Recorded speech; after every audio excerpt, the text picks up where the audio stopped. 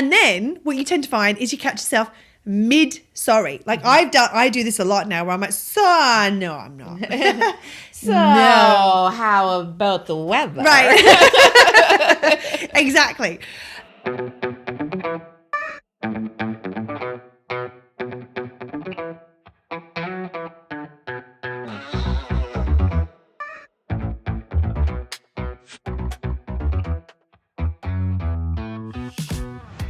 Hello, hello, hello, and welcome to Well Shit. It really is that simple.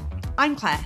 And I'm Serena. On this podcast, we help you to understand about your 12 universal needs, why they are currently not being well met, how to meet them in ways that work for you, and how to consistently do so in quick, easy, and simple ways that fit seamlessly into your life.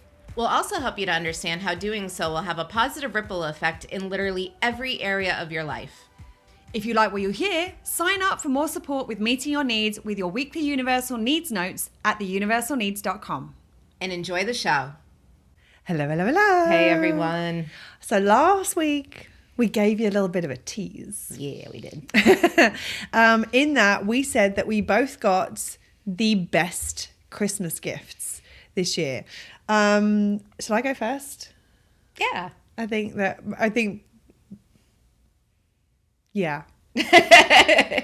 I'll go first. Okay. So we have shared at quite length on this podcast about the fact that I have been applying for my US working visa and the process, the challenging process that we have been through. And we sent off, I think it was the beginning of November, wasn't it? It was like the end of the first week in November. We sent off the request for more evidence, or we sent off the evidence deck that was a response to the request for more evidence. It's more like an evidence brick. Boom. It was, I mean, if you haven't heard the podcast already, 5,000 plus pages, nearly £54 of paperwork went off. All of it relevant, like they sent a list of what they wanted and what have you. And you're normally meant to hear back in 60 days. So they got it sort of mid-November, but also with Thanksgiving, and we knew we had Christmas and New Year's coming up, and government offices often will close for those periods of time. So and also the amount of paperwork we sent off, I was not expecting them to come through quickly on this. I was expecting maybe middle of January, probably nearer the middle of February was what I was expecting to hear. So it was kind of a funny story how we got some information about this. So because of I'm in a temporary location right now. I actually live with Serena. That's like my house. That's my residence. But I'm sort of taking care of somebody else's property right now. So the mail goes to where Serena was, not where I was. The issue was that Serena had laryngitis when it came through.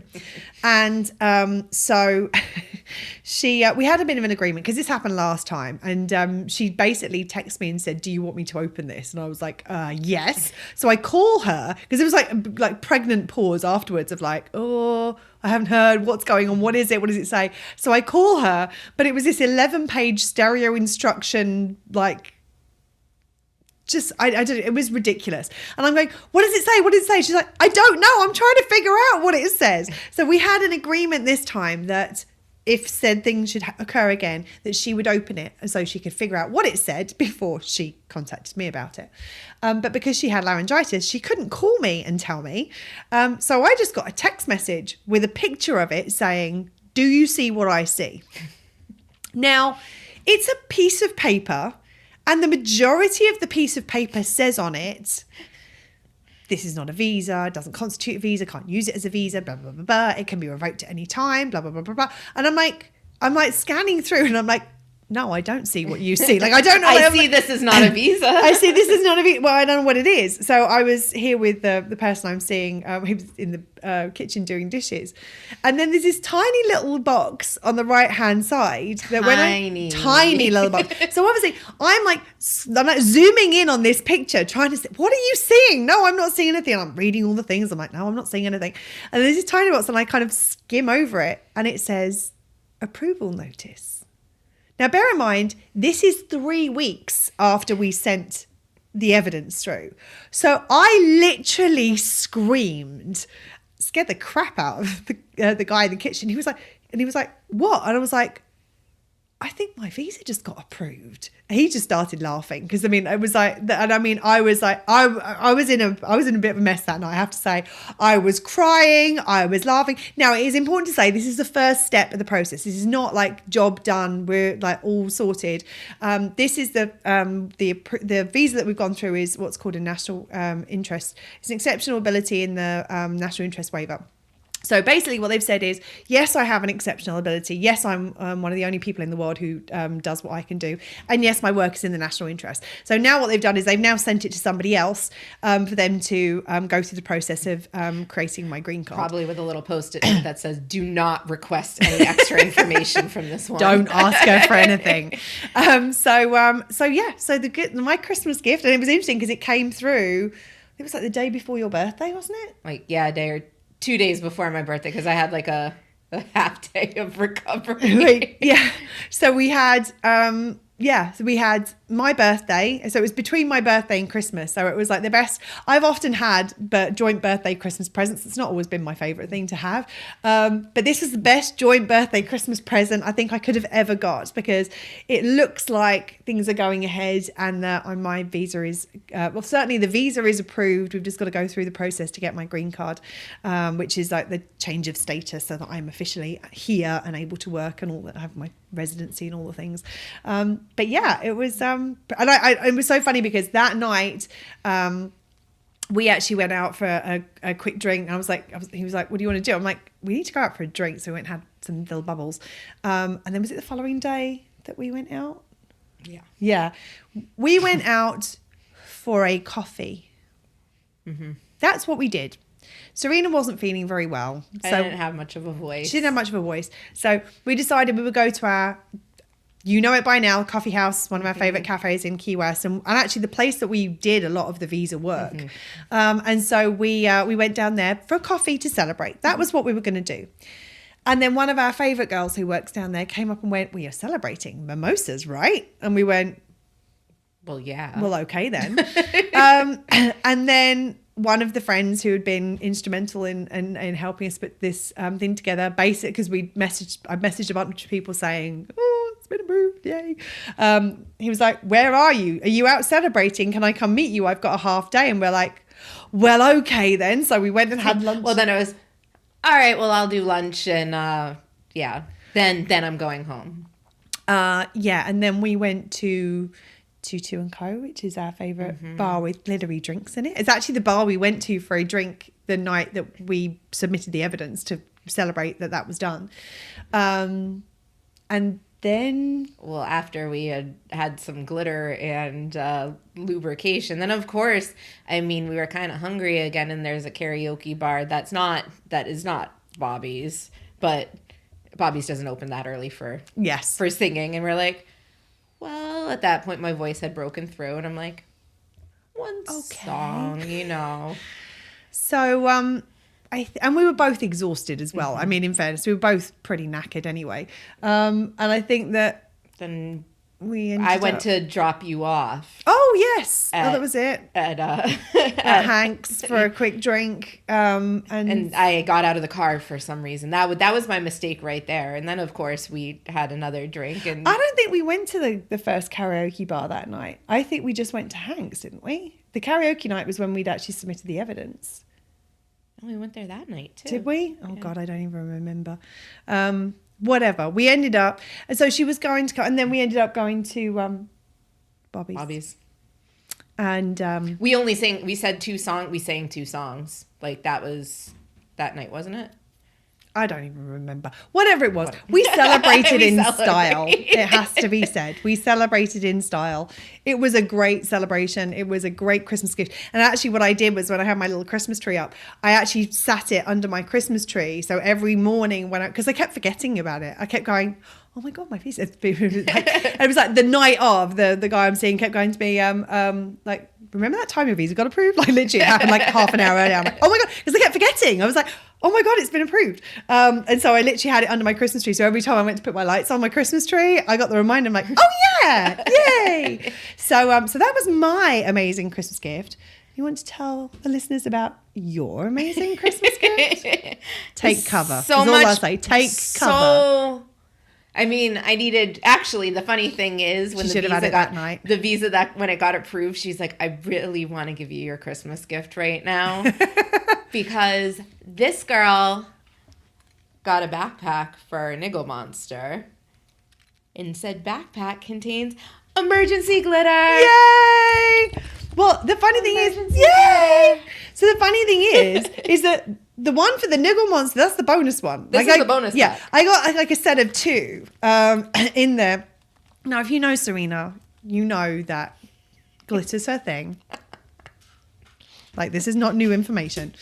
I've just realised we're planning on recording another podcast after this. We're going to be covered in glitter for that podcast. Well, so that's why it's I all use good. the chunky glitter because this is the Uncovered. This is awesome. this is the easy cleanup glitter. Yes. So there was a meme that did the rounds a while back, which was like, there was a kid that was like saying, Mum, should I throw the emergency confetti I have in my pocket? And she was like, no, wait, why do you have emergency confetti in your pocket? And he was like, well, you never know when you might need there might be a celebration. You might need it. I sent this to Serena. She's like, oh my God, that sounds amazing. Like, and this was like a while back. And I suddenly had this brainwave that somebody needs emergency glitter. I cannot tell you the amount of joy that was experienced Christmas Day when she opened. So she had her emergency, which had a little tag on it saying emergency glitter. I love that she's just throwing glitter. This is awesome. And then she suddenly realised that because it was a tiny little backpack and there was a spare one and some spare glitter, that the Niggle Monster now gets emergency glitter too. Like, it's perfect. It does. It fits him so perfectly. This is worth the vodcast subscription. Oh, right? There. Yes, seeing Just, that. Like, look at him. Like, he's like a little model. Like, hey. He can walk the catwalk. And like, look at his, and there. Oh. Sorry. Well, it's funny. My mic started falling earlier, and I realized with said emergency glitter, there is a learning curve because when you need said emergency glitter, like you're in the moment and unzipping the backpack. So like it's better if you know that there's going to be a celebration to just be have prepared, a fistful. Ready. I mean, it's come out quite a bit. It came out at the grocery store. Joe has learned not to say stupid things in the line because, yeah. I mean, like I took a picture and I was like, aisle 7 at Publix is really sparkly. Right you sent it to me. I have to say, I have said to so many people, I think this is the single most successful gift. I mean, and I'm a good gift giver. Like, generally speaking, I'm pretty good with gifts. I think this is the single most successful gift I've ever given anyone ever. Like, literally. And there's pulling it out of my the lap. cost Like, that's associated with 2 containers of dollar store glitter in this backpack. But like, really, it brings so much joy. And it's actually, I have one on my keychain, so I always have my emergency glitter with me. And I realized there's just a slight, like, there's a little hole by the it's zipper. like a gap, like at the end of the zipper, like where it doesn't quite, like, you know, when zippers, like on a backpack or something, they often don't fully close, especially when it's like so small. Sorry, I found the mother load. Oh yeah, I found like my lap's the place. Yeah, you gotta go between. You gotta go between your legs. Where you'll find a magical wonderland. Like,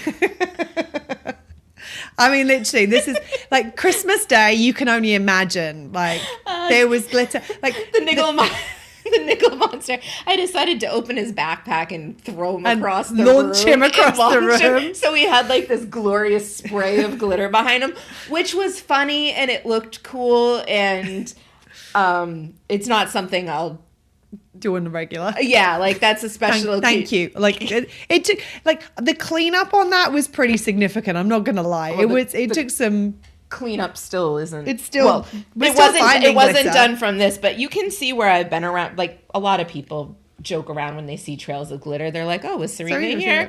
But now legitimately, yes, she was. Yeah, I've had to kind of apologize for friends and doing some cleanup as I'm like, oh, my hair's all sparkly. I see a little. My hair's all sparkly. Like, anyway, so we both got the best Christmas gifts ever. Yours is a visa into the United States. Mine's glitter. I mean, It takes all kinds. Absolutely. Yeah. You love what you love. It is what it is. Your hands look amazing. Like I'm pretty sparkly. Like if These aren't jazz hands. These are jazz hands. So that's not what we're actually talking about today. I mean, we could, but we're not going to. But we just figured it was such a great, like we've talked about the visa process so much. We figured that we had to bring you in on the fact. And what was really interesting was I was actually editing some of our podcasts. We're a little ahead in terms of recording right now. And I was actually editing the podcast the week after the visa approval came through, saying where we first shared about it. And I was like, well, I'm hoping by the time this comes live, like we'll have good news to share. And we do. So and here I we have go. glitter. And she has glitter. And I have glitter now too. Just let me know when it's safe to, like, we have a cover over our drinks right now so they don't get covered in glitter. Yeah, so I don't know if there's a safe I mean, I have piles of glitter. That's like, you're telling me not to play with it. No, I'm just saying, let me know when my drink is safe. That's all I want to know. I can't promise that unless I stop playing with the glitter. Oh my God. Anyway. Okay. Anyway. I'll stop because I need some hydration. This is a question of the needs formula. There was a point where the glitter met the needs more than the water did. Oh. She rescued it. There was glitter in one of my drinks. Yeah, if you hear us at some point, like, there's a hairball. Some glitter. Anyway, so today we're talking about, when we've talked about this in the past. We've talked about this innumerable times in the past, and we will talk about this innumerable times in the future. Like I pretty much almost have to gesture when I talk, and I'm realizing how much glitter I have on my hands as I'm doing this. I'm like, ooh, sparkly. Like it's worth going on to Patreon for this alone, just the sparkles. Anyway, so we've talked about this before. We will talk about this again. But today we're coming at it from a slightly different point of view. You need to get on the podcast. I'm not going to tell you what Serena's doing. You just need to go and have a look because it's funny. So we've talked about how a lot of us are conditioned in society to apologize frequently, consistently, constantly, for so many things, especially women, especially marginalized folks, especially, there is this kind of apologizing for existing thing that happens. Apologizing, like when somebody else bumps into you and you apologize to them. Oh, sorry, I was standing here and you walloped into me. Sorry for existing. Yeah. I mean, that when you take it to its conclusion, that's actually what we're saying. Sorry for existing. And so it's really important for us to first acknowledge that this is a thing.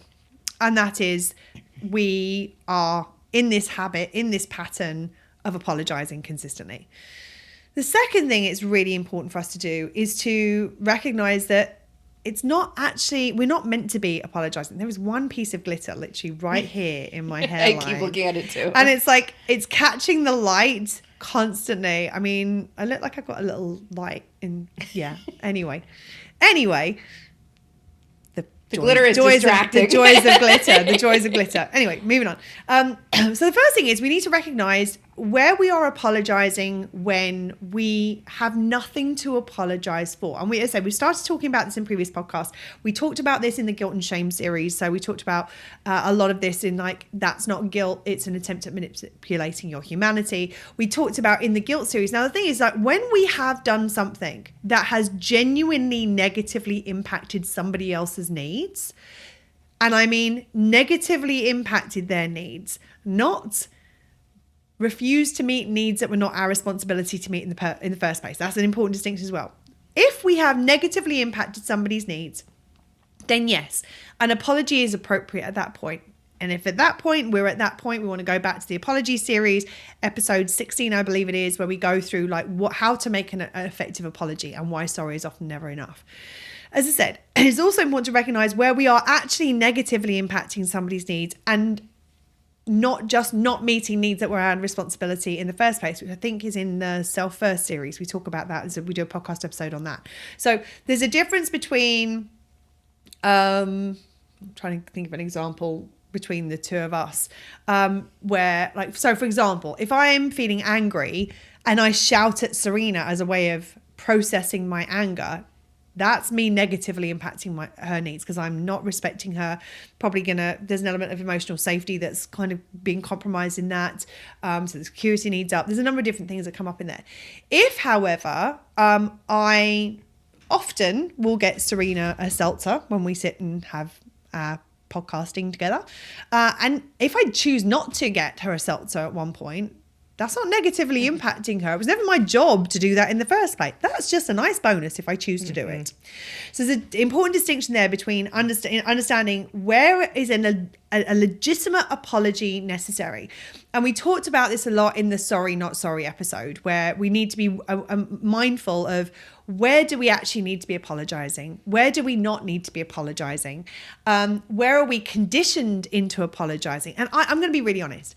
This irritates the fuck out of me because you know it does because she dropped the F-bomb. I dropped the F-bomb because I know this. I teach this and I'm so conditioned into it. I still catch myself apologizing all the damn time. And it's so infuriating. Like I still catch myself apologizing if somebody else walks into me.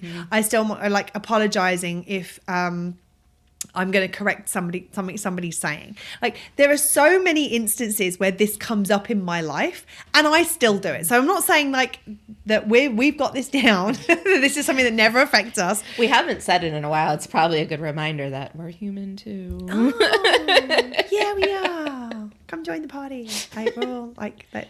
We're glittery humans. So yeah, I mean, it is something that is, even though we know about this and intellectually we know that we have nothing to apologize for in these situations, it's such a habit. It's something that's been so conditioned into us. It's such a pattern of behavior that we do so frequently and so regularly that we still catch ourselves doing it. Even when we've got nothing to apologize for, and even if we know this stuff. And a lot of times it's used kind of as a coping mechanism of sorts to meet your needs in red spectrum ways where you're trying to soften things up a little bit. Like I'm thinking like you're trying to basically minimize the negative reaction from the other side because the other person's not being reasonable to what's being said. Exactly. Like I'm thinking in privilege work, the amount of times that I've heard or even said like, sorry, but that's not okay. Yeah. I'm not fucking sorry. That's not okay. Hard stop. Like, yes. I'm not sorry I'm bringing this to your attention. I'm not sorry that I'm calling you in, or in some, like usually in those instances, potentially calling somebody out on what they've said, right, to then bring them in. But like a lot of times, like that's like something that's just kind of in my, like in the forefront of my mind right now. But there's so many times where we say something and we preference it because we know it's preface it. Yeah. Enunciate. Actually, use the correct word, Serena. A combination of the two. Good. But most people will know what you mean anyway, just in case someone's going, wait, what? You got a preference? Which is the preference? What did she say? Nothing that made sense in that moment. Well, and the thing I will say about that, about in the privilege work thing, is that sometimes the reason that we may choose to say sorry in that situation is to try to minimize the fragility response. Because especially, even if it's somewhere like, if for example, if it's somewhere that I have privilege, I don't want... and I'm calling somebody else out who has the same privilege as me, I don't want them to go off on the person who doesn't have privilege because of their reaction. And there's an art to this. Like, we're not educators in this. There are lots of different ways of approaching this work, and different educators come up with different, they have different approaches to how to call people in, call people out. So there are times when it is a safety thing. Like I think we talked about it in the Sorry Not Sorry episode. There are times when, for example, being a woman, like being around a man, if a man's coming on to me and I'm not feeling comfortable with it, sometimes I will say, oh, I'm sorry, I'm seeing somebody, or sorry, like I'm not available right now, or something. And I'm saying that sorry as a way to try to meet my security need, because it's not safe to say, just actually leave me alone, I'm not interested. Because I've seen male privilege show up so many times in that situation where it's like they will get angry and I then am aggressive, and I'm actually more at risk by saying no than I am by trying to soften the no somewhat, or just, oh, I'm so sorry, my phone's ringing, I've got to go take a call or something, like finding a way of getting out of the situation. There's lots of different reasons that we might use the word sorry. And there's a difference here between I'm choosing to use the word sorry in this situation as a conscious, deliberate act connecting with my personal power need to try to keep myself safe. I shouldn't have to do this. Yes. And I have to process how frustrated I am that I have to do this, because I feel like I have to do this in order to stay safe. Like, I shouldn't have to, but I'm choosing to, in the context of this environment, this situation, this person, in order to feel safe. So there's a very different scenario where we're talking about I'm consciously, intentionally doing this to try to keep myself safe or to meet some of my other needs, because safety is the predominant one that comes up here, but I'm doing this as a deliberate, conscious act, versus it's an unconscious, habitual response that we've been conditioned into and we say without even realizing that we're saying it, or that our value need is so compromised and we haven't met our value need well, so that we feel that we're not good enough. And so we feel like we have to apologize all the time. Like, we have to apologize for asking to have our needs met. We have to apologize for not doing, or for, I know that one of the situations, this has come up a lot in the past with, if someone's been working for me, if there's a problem with the system, for example, and they're like, oh, I'm so sorry, this isn't working. Like, why are you sorry? It's not your fault. Like, the system not working is the system's fault. That's not something you need to apologize for. But I think a lot of people in that working dynamic have been in fear-based management environments whereby the management will get angry with the person working for them. And so the sorry is, again, that trying to meet the security need. They've got into that habit of going, oh, sorry, like, I don't have the information I need for this, or I'm sorry, the system isn't working, or I'm sorry. And I'm like, and I certainly have been in situations where I'm like, there's nothing to apologize for there. Like, it's okay. Like, that's not something that you've done wrong. And what we wanted to do today was to start to give you some suggestions on how you can begin to start shifting this behavior. Anything you want to say before we start getting into the... No, I'm just really glad you brought that up, because it really, the motivation of why you're saying it, whether it is the conditional response. And I think in what I was saying, it's that conditioning of, like, that was something that didn't matter safety or otherwise, like, didn't matter who it was with, like, yeah, sorry would be the first thing because that's what it was conditioned to. But there are some times where the motivation is, it's a conscious, like, okay, I need to do this strategically because of my security, because of the other things around. So I'm really glad that you brought that up, because... Yeah, absolutely. Well, I think the first thing to do, and this is something that we were just talking about before we started recording, that we've started to do in the last...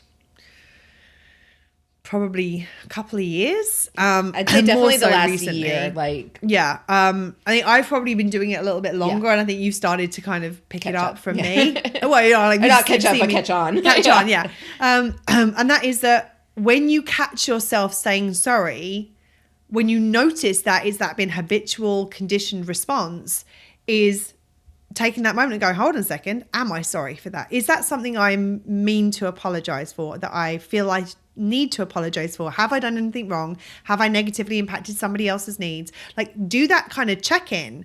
And if when you do that check-in, the answer is no, then at that point you can correct yourself. So often I'll say, I'm sorry. In fact, you've heard me do it on a previous podcast where I said sorry. No, I'm not sorry. Not sorry. No, like I'm not even sorry. A couple of podcasts ago that it happened a couple of times, and you're like, I'm still not sorry. Still not sorry. I'm not even there. So, like, at that point, actually like rectifying it. So it's like doing, like, countering it, basically. So we're basically saying, where we've said sorry, actually I'm not sorry.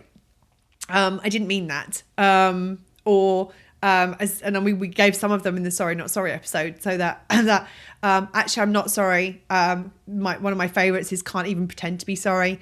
Like, catching it and going, oh, hold on, no, I didn't mean sorry. That was habit. Actually, what I mean is X, Y, and Z. Because what you can do a lot of the times, the sorry might be an immediate reaction, and there might be something else that you want to communicate, saying, like, I'm trying to think of an example. I can't think of an example right now. My mind's gone blank. I'm trying to think of like the situations where it might be like, I don't know if you know this, but like I'm thinking like in a work environment. So it's like the system's not working. Not sorry, the system's not working, but the system doesn't appear to be working at my end. Is it working at your end? So it's like, there's like, are you aware that the system isn't working? I don't know if this is a problem with my computer or whether it's a problem with the system. Like, there are different questions that we can ask, but the sorry makes it seem like we've done something wrong and it's our responsibility. That it's our fault. And, yes, exactly.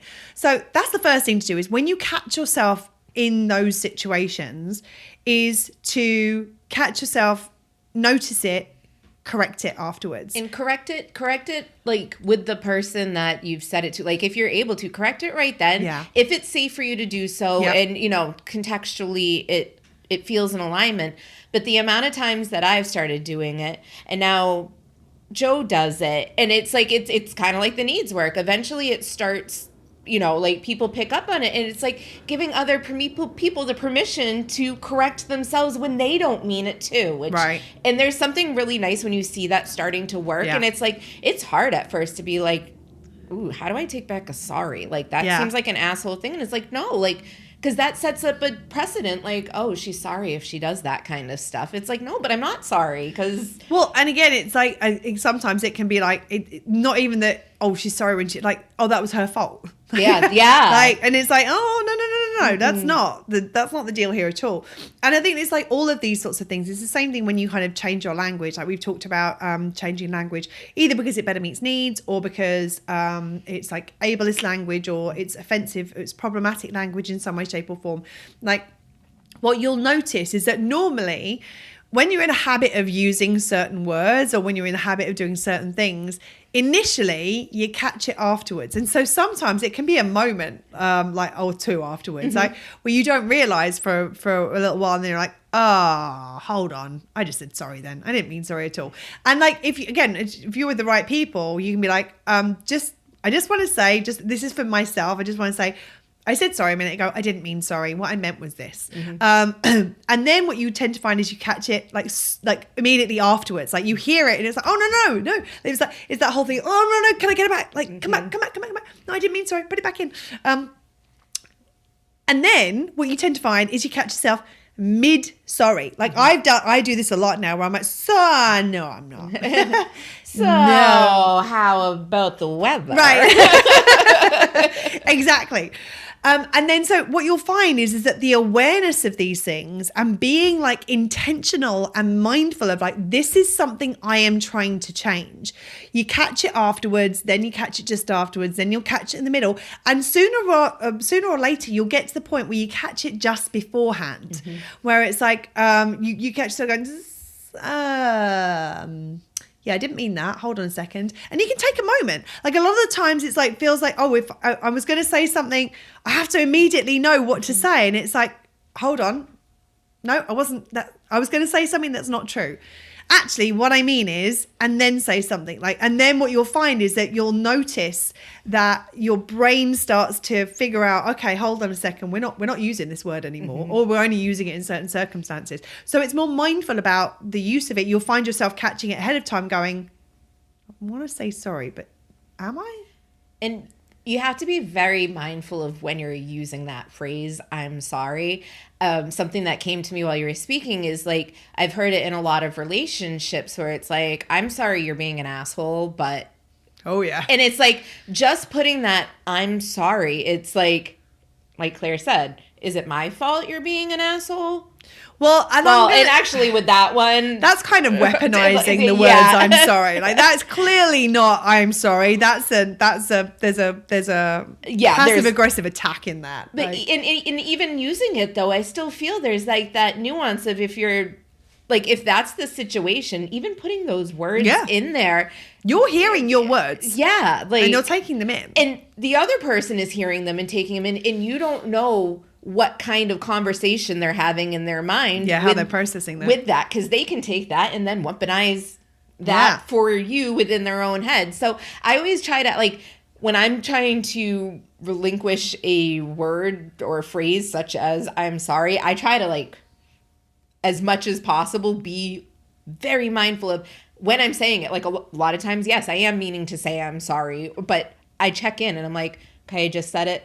Yep, I did mean it. Like, in doing that check-in, anytime it comes out of my mouth, I'm like, am I? Yep, I am. And it's interesting because I'm like just suddenly realizing a context in which I use it, but I haven't really thought about the fact that I use it, is that if I don't hear what somebody says, I certainly, and this is probably quite an English thing, a British thing, where it's like, sorry, as in like, but even that, it's sorry, like, sorry, I didn't hear you. Now, there's a difference between, like, in that situation, you could be like, I'm so sorry, I wasn't paying attention, I got distracted by something. What was it you were saying? Because that's a legitimate, I'm not showing you the respect of listening to what you're saying right now. I got distracted by something. Let me now focus on what you're saying. Versus if somebody else is mumbling, or somebody else is like shouting at you from the other end of the house where there's like three rooms in between, a dishwasher's going off and a hairdryer's going off and 3 fans, like, chances are that's not your fault if you haven't heard them, because they've chosen to speak to you in a situation without making sure it's easy for you to hear.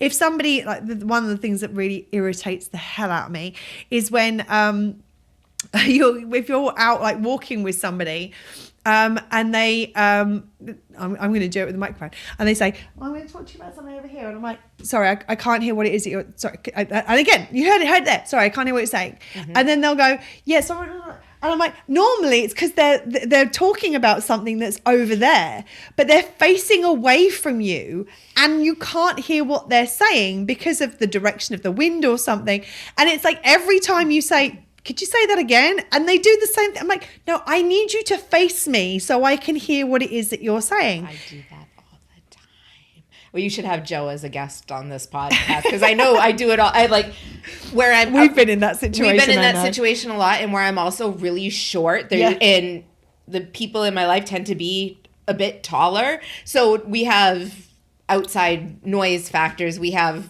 my, like, the height factor, and then I'm facing a completely different direction, and it's that type of thing. It's like, I want to be looking at what I'm talking about. And even now, like before, I would have turned over my shoulder, and it's like, okay, how can I do this? Because so many people have said, you know, and it was actually, Joe started this when we were on the road. He's like, it's not, sorry, I can't hear you. He's like, when you turn your head like that, I cannot hear you. Yes. And it took, I mean, it's still something I work on and still something I forget. I'm like, oh, you know, off in my own little world. But those things, like, calling me into, like, what exactly it is. Like, communicate what you need rather than saying, I'm sorry, I can't hear. I can't hear you over the fan. Right. Okay, so I know we need to get to the same side, on the same side of the fan. Like, I know exactly what it is that needs to change, but saying, I'm sorry, I can't hear you. And it's like, well, can you not hear me because I'm not talking loud enough? Can you not hear me because you're not listening? Can you not hear me because of this, that, or the other thing? It's like, okay. What's really funny is right now I want to get you to look, I don't know whether you can face that direction. You look like you've got a nose piercing. Like, you literally have a piece of glitter on the side of your nose right here. It's kind of funny that we're talking about the fact that you have to face me, because normally that's what happens, is that she's facing that. And I'm like, and it's interesting because I remember there being cases where I'm like, I need you to face me in order for me to hear what you're saying. So again, it's that, like, what is it that I need versus I'm sorry, I can't hear you, because that's not my responsibility. The fact that she's choosing to look in the opposite direction to me when she's talking, like, that's not on me. But so often, like, and it's interesting, I think it's just a British thing, but I think that, like, that is rather than saying pardon or I didn't catch you were saying, I say sorry. Like, if if I don't hear what somebody says, that's a habit. And I'm realizing, actually, as we're having this conversation now, that's something I want to change, where it's like, actually, I didn't hear he's like, it's so automatic to come out of my mouth. Like, I didn't hear what you said there. Just simple as that. It's finding the instances where it comes up a lot. As Claire, it's the automatic sorry because of, you know, what she was conditioned to learn. And it's like, okay, I don't want to do that. what are the words that I can use? All right, pardon. I didn't hear that. Like, in having those in the bank, and it's the same we went over in the C word. It's like, what other words do we have? What are the alternatives? What are my top 5? Like, okay, the top 5 things I mean when I want to say the C word are spinning out. I'm feeling overwhelmed. Ridiculous, intense.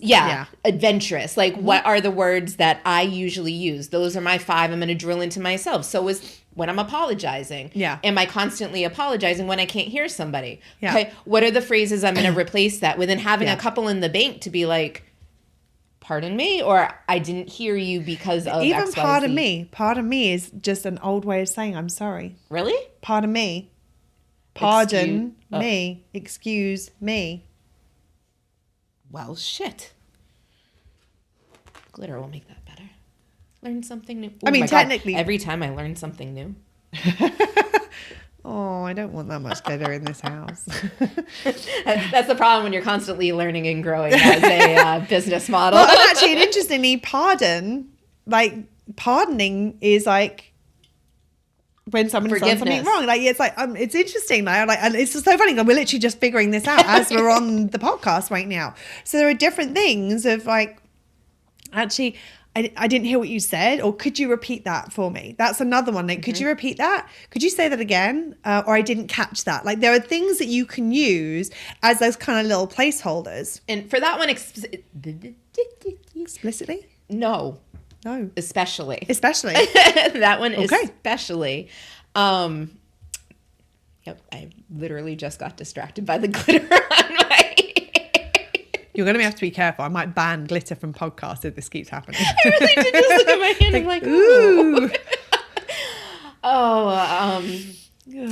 What did you say right before that pardon, can you say that again? Could you repeat that? And if you really can't hear somebody for a specific reason, giving them the actual reason, like, will help the communication, because it is like, can you repeat that? If you just didn't hear it and there's not really a reason, like it wasn't you directly not paying attention, if there's no specific reason why you're like, it's not that they weren't loud enough, it's not that the fan, like, there was a car going past but you weren't aware of the fact that that's the reason, that's what blocked the sound, and it's not there right now because it's gone. But if you know it's because they're turning their head, if you know it's because they're not speaking loud enough for you to clearly hear them, say that, so that they don't just keep doing the same thing. Like, if somebody says I can't hear you and I'm doing my little turn walk thing, chances are it's going to happen a couple of times because I'm not thinking about it. I know when I turn my head, you can't hear me as well. It's obviously not consciously there. So if you say I can't hear you,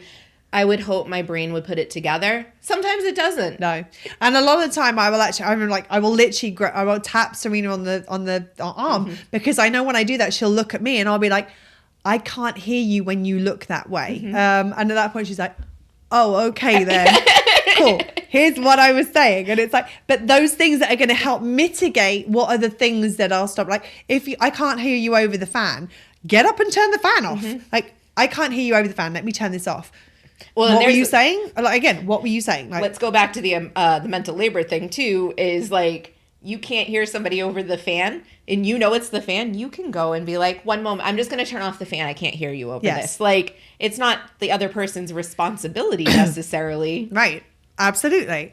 So these are like some of the things that you can do. Another thing that is a really helpful shift is that rather than saying sorry for the sorry is kind of an implication that you've done something wrong.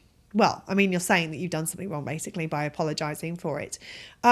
Something you can do is there's kind of an inherent assumption in that if you do it on the regular, that your presence is a burden, that there is something wrong in how you just show up. And sometimes what it can help is to actually thank the other person for showing up in accordance. So let me give you an example. So if I had some shit going down in my life, which happens from time to time, there was a point in my life where if I went to Serena, blah, here's everything that's going on in my life right now. Once I'd be done, I'd be like, sorry. I'm so sorry for like putting all of that on you. Now, she's not said there's anything wrong with me sharing it. And that's a component of our friendship. That's something that we do with each other. There is a huge difference between sorry for putting that on you and thank you so much for listening to me. I really appreciate it. Thank you for giving me this space to be witnessed. Thank you for holding space for me. Thank you for this. So what you're doing is you're thanking them for what they're bringing rather than coming at it with your language being an assumption that you doing you is wrong, that you meeting your needs is wrong. Now, what you can do is you can say, thank you. Like there have been times where I'm like, thank you so much for holding space for me. I didn't realize I needed that. Let me just check in. Are you like, was that okay with you? Like you can check in and ask, is that okay? And if the other person's like, oh, I'm a little low on capacity right now, so I'm a little overwhelmed and I'm happy, then you can have I'm so sorry I didn't check in with you ahead of time. Because sorry for checking in ahead of time. It might be I didn't know ahead of time. That's the reason I didn't check in ahead of time. If it wasn't something I was aware of ahead of time, I can't apologize for not doing it ahead of time because that wasn't an option. But I can say, I realize that you don't have capacity. Thank you so much for this. I will try in the future to be able to ask and check in ahead of time whether that's something you've got the capacity for. But there are ways of thanking people and communicating around these things while removing the word sorry, because there's no fault in this. You haven't done something to negatively impact somebody else's needs. A lot of the time, this is a slightly different one where like sorry for being late. Now, I genuinely believe that sorry for being late is a valid response, because what you're basically saying is by being late, and if you do it on an odd occasion, that's the thing, but like a lot of people do it regularly. And what you're basically saying in that is I'm not valuing your time appropriately. I'm prioritizing whatever I do over your time. And so I think that an apology for doing that is appropriate. And you can add to that, I'm sorry for being late. Thank you for waiting for me. You can add these extra components in so that you can start to not just focus on the sorry, but also focus on the appreciation. Because normally when there's an apology, there's actually an appreciation, which is the flip side of that, which you can then add. And then in those moments where you catch yourself going, sorry, oh, hold on, no, I'm not sorry for that, but thank you. I really want to appreciate. But I'm not sorry, but I do want to show appreciation for the things that you've done. So, great example we gave in our last episode about the putting up the podcasting equipment. So, Serena was putting up the podcasting equipment. Now, there was a time where, because in my brain, because I often will put the podcast equipment up the night before, and I had intended to put the podcast equipment up that morning, it would have been very easy from my old habits and my old conditioning to be like, sorry, I didn't do that earlier. Wasn't my job to do it earlier. That's not my job. Like that's something we're both responsible for, but that's not for me to do. So I actually don't have anything to apologize for, but I can say, thank you so much for doing this. Like I really appreciate the fact that you just got on and did it and I didn't have to ask you. And I really appreciate the fact that you're doing this, because it's just as much my responsibility as it is Serena's. It's not just hers. It's not just mine. And I can say thank you for her doing something that's my responsibility as every bit as much as I can say that she will be saying thank you for doing something that's her responsibility. Yeah. Kind of derailed a little on the end there, but you get the message. The idea is that we want to look at the appreciation and focus on the appreciation, especially in the areas where we're conditioned to say sorry, where we have nothing to actually apologize for. Another thing that can be very helpful is to ask questions rather than sorry.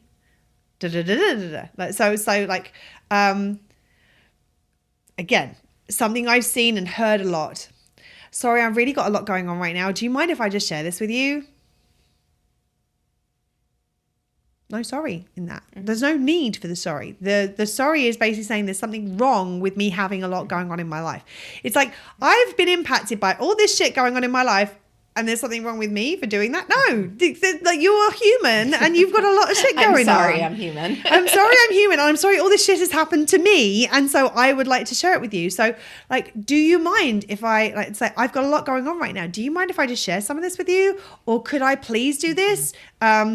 Those asking of questions without it being sorry, can I do this? Like, take the sorry off of it, because there's nothing to apologize for in those situations. It's finding what are the instances in which we say sorry. And the good thing is that we've obviously given you some examples of generally how you can do things differently, some different ideas. Some of these suggestions that we've come up with aren't going to work for some of the situations in which you're apologizing. So the key to this is looking at what is the situation in which I'm saying sorry. And a lot of the times you'll think about this after the fact. You'll find just you've said sorry, but like, hold on a second. I wasn't sorry for that. What did I really mean?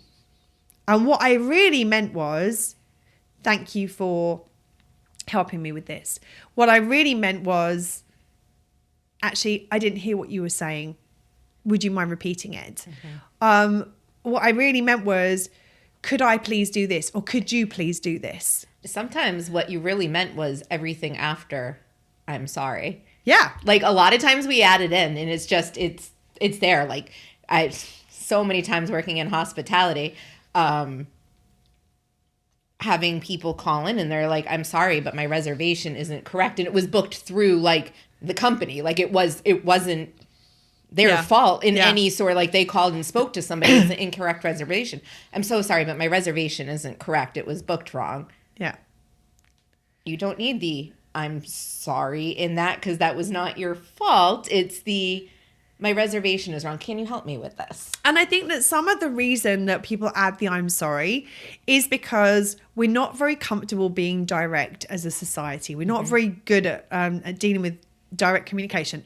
For folks who are neurotypical, neurodiverse people often are very much more comfortable being direct. They can't deal with all of the dancing around the edges. Like, hold on, just tell me what you said. Like, what is it you're trying to say? What do you mean right now? So I think that what can often happen is that we're looking for a way of softening that directness.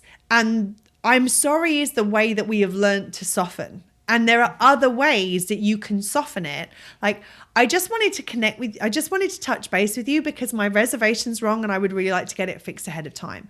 Or I didn't know if you were aware, but my reservation's incorrect. I'm like, so again, sometimes that people can take that directness as a blame. Like, it's like, my reservation's incorrect. It's like, whoa. Wasn't me that did it. Like, hold on, I didn't say it was you that did it. I'm not criticizing you. I'm just letting you know my reservation's incorrect. There's actually nothing wrong with that. But because we're dealing with people who are we're dealing with a society where we have chronically unmet needs, and we have dealing with a society where we have chronic wounding and trauma over this not being good enough and the not enoughness thing, most people will take a direct statement about something not being right as a criticism of the individual person. So I can understand why people will want to soften it. The key thing is to find a way to soften it, which isn't you assuming responsibility for it by saying that you're sorry. I had a situation that I think a lot of people fall into this one. We talked about it on the last episode, I think, about we were working together on a letter.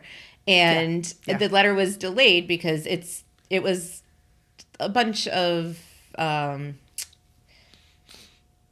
it was a letter in response to something that had nothing to do with my action. Basically, the company screwed up. Yeah, the company screwed up initially. Really Serena let them know that they screwed up originally. They screwed up the response. They screwed up the follow-up response. And they screwed up the follow-up to the follow-up response. So it was like, Serena should have never been needing to write this letter in the first place.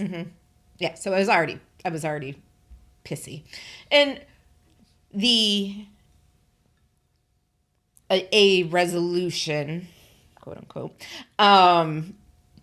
started to come about right around the holiday time. And I spoke to somebody and the resolution came through and I was like, this is not a resolution. And I stepped back because I'm like, I do not have the capacity to deal with this right now. It's the holidays. It's my birthday. Whatever. I'm just going to leave it. I'm going to deal with this after I get through this next week or so. Right. And the person in the first good customer experience I had with this company. Of which there had been several. Yes. It's many experiences or interactions with this company and only one good customer experience. There'll be a podcast. Well, There'll be a podcast. Good-ish. I would say there were elements of it that were good and elements of it that fell massively short still. Yeah.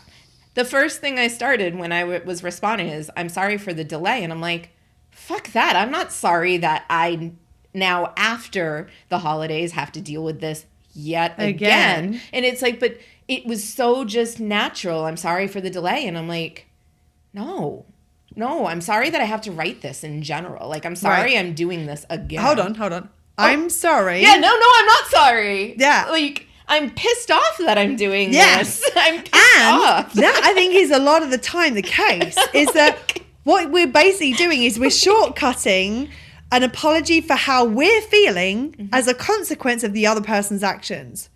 I'm sorry, I'm really upset right now. Why am I sorry that I'm upset? No, I'm upset right now as a result of what you have done. I think it's, like, I'm glad that you said that because I think a lot of the time that is what we're kind of we're shorthanding it and going, I'm sorry, I'm angry right now. I'm frustrated that I'm angry right now. I'm disappointed that I'm angry right now. I wish I wasn't angry right now, but I'm angry because you've done this and it's impacted me in this way, and I want to address this. And actually, interestingly, in that same letter, there was a space where normally there would have been another "I'm sorry" apology type of thing in there when the person that I'm communicating with now, it's a customer service person. I've been in customer service. I know they're not the person generally making the decisions. And they're also not the person responsible for what happened in the first place. Yeah. And there is a level of frustration in it that comes across in the letter. And I wanted to make sure that the person didn't feel like I get that this isn't you, but you're the person I'm speaking with that relays. You're the liaison. Yeah. I understand that. Like, I get that. And I put it in a way that was like, I understand that you're not the person that does this, blah, blah, blah. Normally it would have been like, I'm sorry if I'm coming off frustrated or angry or if I seem upset. Like, as Claire said, I'm not sorry about this. I am frustrated. I am upset. And this is with your company. And this is because you. due to the this is a consequence of the actions that you're and a lot of the time, like, and when I've been in these situations, I will often say that I know you're not the person who is responsible for creating this. I know you may not be the person who actually has the power to do something about it. And I know your job is to be the representative of this company who has done this thing that has caused these consequences. The company is screwed up and you are the representative of the company. That's your job, is to be the representative. So I understand it's not you and it's not targeted at you, and I'm angry and validly angry about how this has played out. And that's as a result of the situation, the consequences of the actions of other representatives of the company. So I think it's important, like, in those situations, to recognize, again, it's like, okay to name the fact that you are angry and that the frustration might come across. There's a difference between, like, owning the fact that you're angry about it and taking your anger out on somebody who is not the person who is responsible for it. It is interesting in the whole "I'm sorry for the delay" thing. We were talking about this just before we started recording. I think it's important to recognize that this is contextual. So in this situation, Serena shouldn't need to be writing this letter. One, the situation should have never happened in the first place. Two, when she sent the letter going, here's all the things that happened, they should have gone, crap, we screwed up. This is how we're going to fix it. 10-page letter. Yes, it wasn't like it was a little one. And it was, the reason it was a 10-page letter was to detail all of the errors and the impact of those errors that this company had made. So it wasn't like it was like 10 pages of ranting about, it was like, here are all the things. They were fat. I'm not sure, have we done this podcast No, yet? not yet. But like, we have a thing, like, you write facts, you take emotion out of it. There's no, like, this is what happened. Like, Yes. I feel a lot of different ways, and I could write you 10 more pages on how I feel about this, but this is just what happened. Yes, absolutely. Now, in this situation, the delay was caused because the incident happened in the first place. The first contact wasn't appropriately responded to. The second contact came just before the holidays and wasn't appropriate in response. The delay was caused because of the things that weren't done right by the organization and the timing of when things were sent through. Now, there is a difference between if your delay has caused an impact to somebody else for something that is your responsibility.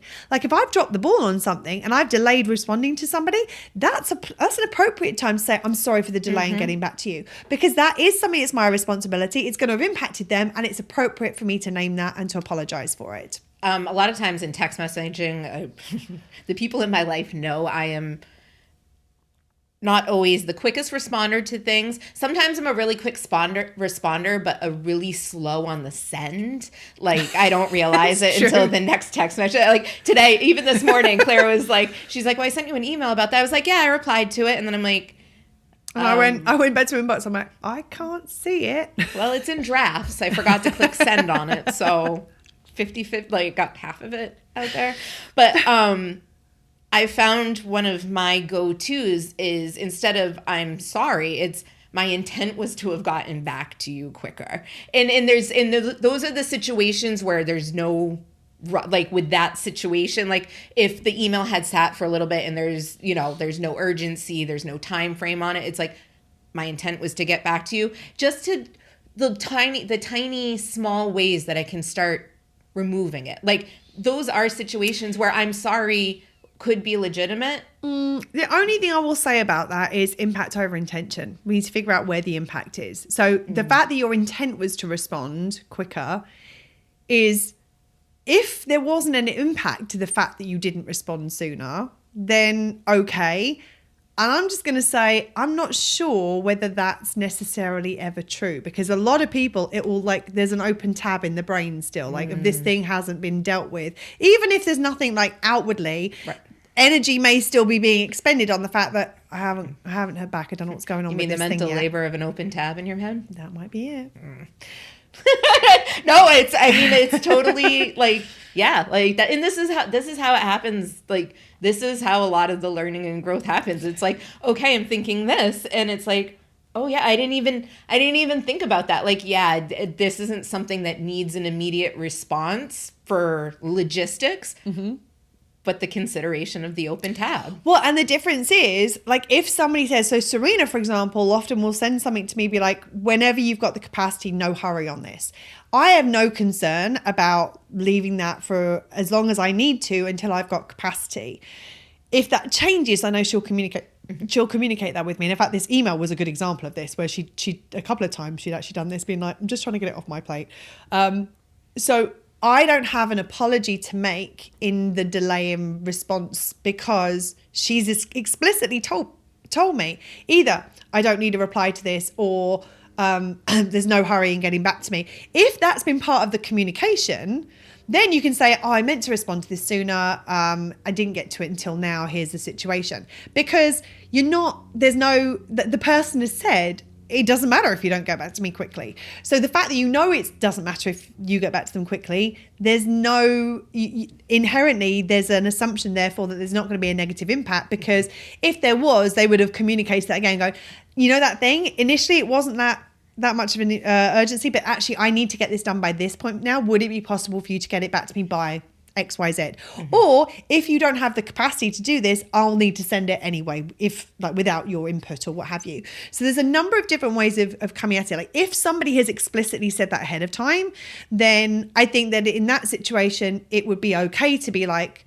actually, I meant to get back to you sooner on this. Things have been ridiculously busy at this end. I'm just getting back to it now. I think that in any other context, assuming there isn't an impact, when there's going to probably have been an open tab, I would be mindful about using the word of it, like, oh, I intended to get back to you sooner. I meant to get back to you sooner. In that situation, you could even say, my intention was to get back to you sooner. I'm sorry if this has if my delay has had a negative impact on you. And that's one of the situations that I'm sorry if might be appropriate, because very rarely is that ever a thing. Because I'm sorry if normally is I'm not taking in an argument. If someone's saying, I'm upset about this, I'm sorry if I did that thing. Well, no, you did that thing. You did that thing. If you don't know if something's had an impact to somebody because of the ambiguity in how it was sent, then it might be like, oh, I'm sorry if this had an impact on you. I meant to get back to you sooner. Things have been really busy at this end. Here's the response. That's one of those situations in which that might be appropriate and not have a negative impact. Does that make sense? Yeah. Sorry, I'm just kind of figuring it out. Well, shit. Well, yeah, that's kind of how it works. So yeah, I think that being mindful of, and I think kind of coming back to what I was saying previously, is that all we're giving different examples of how you could deal with this same situation. And in the situation that Serena's in, the interesting thing is you can explain why there is a delay in getting back to somebody without apologizing for the fact there's been a delay. So in the situation that Serena's in, she could just be like, thank you for your email. It's been a busy holiday season here. I'm just now getting back to my correspondence. So hence the reason I'm replying now. So you can give them a reason. Like you can like not just like, I didn't give a shit. That's why I didn't respond. You can be just like, I was busy. Mm-hmm. But just because you were busy, if it's a situation that you shouldn't need to be dealing with in the first place, no apology necessary. That's a bit of a mouthful. So these are some examples. The most important thing is to recognize what are the situations in which you are using the word sorry a lot. And what do you actually mean in those situations? What is the thing that you're trying to communicate? And are you trying to soften? And is there a way of you softening without you assuming responsibility for it by apologizing? And I think that's the most important thing, is to focus on what is and is not your responsibility. And if it's not your responsibility and you haven't negatively impacted somebody, chances are there's no apology necessary or appropriate in that situation. And what you want to do is look at that and go, actually, what do I want to communicate? And I think all of this is just about getting clearer on communication and saying what we mean versus the habits. I mean, we talked about it in the C word episode. Like a lot of that is just, it's like lazy language. Like we don't really say like, and it may be that sorry also is a lazy language thing of like, I don't really mean sorry, but that's the habit I'm in. So I'm just going to say it. That ties up the loose end. So. Exactly. So it's like, but actually maybe by doing that, because we hear the fact that we're sorry and they hear the fact that we're sorry, they're assuming we're responsible. We're assuming, like subconsciously we process that as that, oh, well, we're responsible for it, when actually we're not. And it changes it can skew our thinking over what we're responsible for and not responsible for. So I think that shifting those languages so that we're not using words that we don't really mean, and creating more clarity in the communication to ensure that we are only taking responsibility for and apologizing things if it is actually our responsibility for them, or if we've done something that has actually negatively impacted somebody else. Anything else? Almost every episode I'm like, I think this is going to be a short episode. And then we start talking. It's because she says it before we start recording. Recording, yes. Like, this should be a quick one. Mm-hmm. Uh-huh. Yeah, maybe not. Okay, I think that's it for today then. And this is something that we see a lot in the people that we work with, and in this our actually community. came from our online community. Yes. This request. So absolutely. So if we've said something, you're like, oh, could you say more about that, or could you do an episode on this? Let us know, because we want to be able to respond to the things that you really need from this podcast and provide more of the things that are going to be of most value to you. So let us know. In the meantime, between now and next time, we hope that you stay soft. I mean, you can stay soft too if you want. Stay safe. We're sending you lots of love. And remember, between now and next time, to keep meeting your own needs. Lots of love. Bye. Bye, friends. That's it for today. If you like what you heard and would like to see some of Serena's awesome facial expressions, check out the video podcast on YouTube. And remember, the only time an apology is warranted is if something is your responsibility and or you've done something to negatively impact somebody else's needs. Well, shit. It really is that simple.